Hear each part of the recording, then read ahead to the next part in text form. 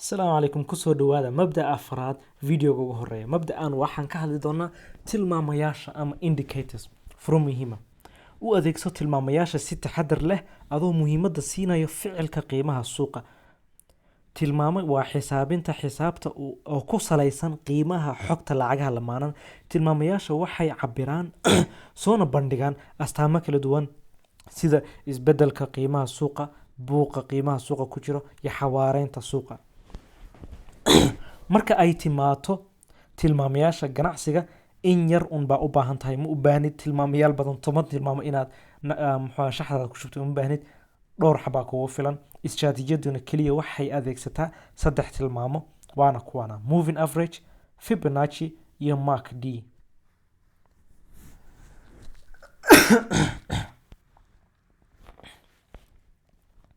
saddexdan oh god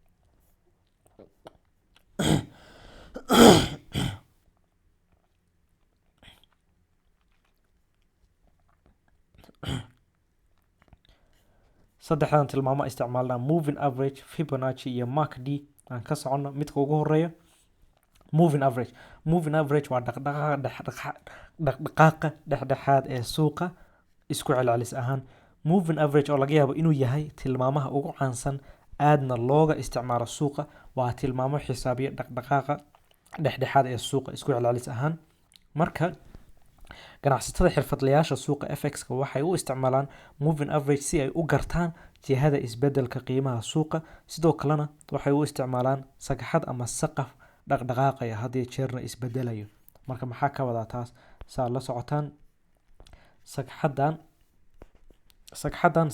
sagxad isbedelis ma waa hal meel taaganta waa hal levelkaas waaye sidoo kale saqafkan waa hal level laakiin moving average markii loo isticmaalayo sagxad iyo saqaf ahaan way isbedelaysaa mar walba way dhaqaaqaysaa maalin walba ama saacad walba ama 4 saac walba meeshii u isticmaalayso waqtiga u isticmaalayso way isbedbedelaysaa moving average-ka wuxuu leeyahay 3 noocood muhiimadda maahan inaad wada barato kulligood annaka waxa isticmaalnaa mid ka mid ah 3 noocood waxa waa mid loo yaqaan simple moving average iyo weighted moving average iyo midka saddexaad oo ah midka isticmaalno waxaana loo yaqaanaa exponential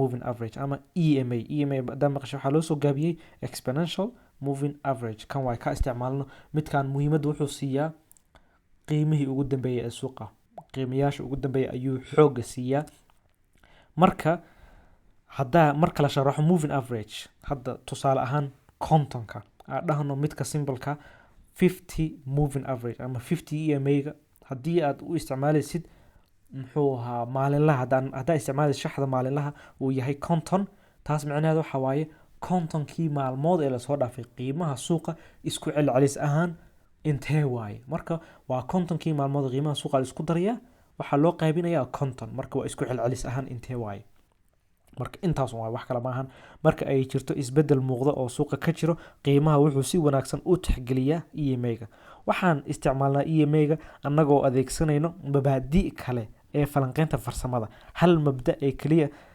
haddaa isticmaashid wax tar badan ma lahan marka waxaa muhiima inaad mabaadi' isla isticmaashid dadka qaarkood waxay moodaan hal mabda tusaale ahaan price patterns si fiican u baranayaan waxay baranayaan ascending descending channels triangles iyo wedges iyo waxyaalahaas baranayaan ama heads and shoulders double bottoms double tops waxay moodayaan intaas inay ku filan tahay oo kaliya isticmaali karaan halkaas mabda waa hal mabda waa price patterns kaliya marka muhiim waxa waa inaad mabaadi' isla isticmaalisid dhowr mabda sawirkan waxaa arkaysaa exponential moving average waa midkan guduudka badanaa exponential moving average-ka waa guduud waa kana EMA guduud baa ka dhiganaa color guduud marka adinkana guduud ka dhigada si aan isla wada fahanno insha Allah waa idin tusinaa sida kaarlarada waxaas dhan loo bedelo loona isticmaalo midka labaad waa Fibonacci qiyaasta Fibonacci waxaa badanaa loo isticmaalaa in lagu qiyaaso heerarka dib u noqoshada qiimaha suuqa marka sida la socotaan mabda'i labaad muxuu ahaa mabda'i labada hal mar ku laabano oo ahaa markuu suuqa ordayo markuu dib u laabasho sameynayo waa marxaladda suuqa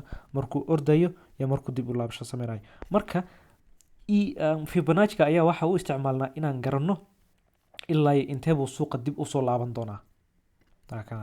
heerarka dib u noqoshada qiimaha suuqa. qalabkan caanka ah wuxuu ku salaysan yahay lambarada taxanaha ee loo aqoonsaday qarnigii 13aad loola imaaday. xisaabiyo lagu magacaabo Leonardo Fibonacci ayaa lambaradan iyo muhiimadooda la imaaday cadeeyeyna. tirooyinka taxanaha ee Fibonacci waa sida tan: eber 1 1 2 3 5 8 13 11 iyo wixii la mid ah. marka lambar walba ee ku jira taxanaha ayaa la mid ah isu geynta labada lambar ee ka horeysay. marka tusaale ahaan 8 waxay la mid tahay 5 lagu daray 3, 3 waxay la mid tahay 2 lagu daray 1, 1 waxay la mid tahay 1 lagu daray eber iyo wixii la mid ah. si kastaba ha noqotee, taxanayaasha tirooyinka ma u muhiimsana sida saamiga u dhaxeeya tirooyinka taxanaha. nambar kasta wuxuu qiyaastii 1.618 jeer ka weyn yahay lambarka ka horeeya. saamigan waxaa lagu magacaabaa the golden ratio. saamigan ayaa waxaa laga helaa meelo badan oo ay ka mid yihiin biology, naqshadaha, dhismooyinka iyo sawirada iyo waxyaalihii la mid ah. ganacsadayaashu waxay u isticmaalaan Fibonacci retracement sida aan kugu sheegay si u saadaaliyaan inta ay la eg tahay qiimaha suuqa inteebuu dib u soo laaban doonaa ka hor intuusan bilaabin orodka kale. ratioska aan ka isticmaalno waa kuwan, waa saddexdan ratio: eber dhibic 382, eber dhibic 5 iyo eber dhibic 618. marka waa idin tusinayna si Fibonacci loo isticmaalo sida saddexdan number oo kaliya u soo saaratid. marabtid numberado dhan hal mar meel muxuu ahaa Fibonacci inta hal mar hadaa ku soo darsatid lambaro badan iyo line-yaal badan iyo color badan waa ku wareeraysaa, mana fiicno. waxaa jecelnahay annaka shaxdeena inuu clean san u yahay, qiimaha si fiican u arki karno iyo dhowr xabo indicator sida EMA-ga iyo Fibonacci-ga. marka hadda waa kana Fibonacci-ga waa kana saddexda number waa kuwana eber dhibic 6 eber dhibic 5 iyo eber dhibic 382.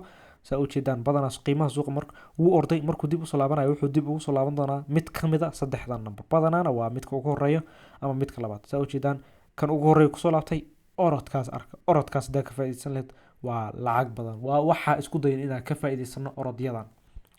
marka saa u jeedaan arag muxuu ahaa saamigana si fiican ayuu u tixgeliyey. sidoo kale 50 EMA ga si fiican u tixgeliyey. 50 EMA ga waa guduud.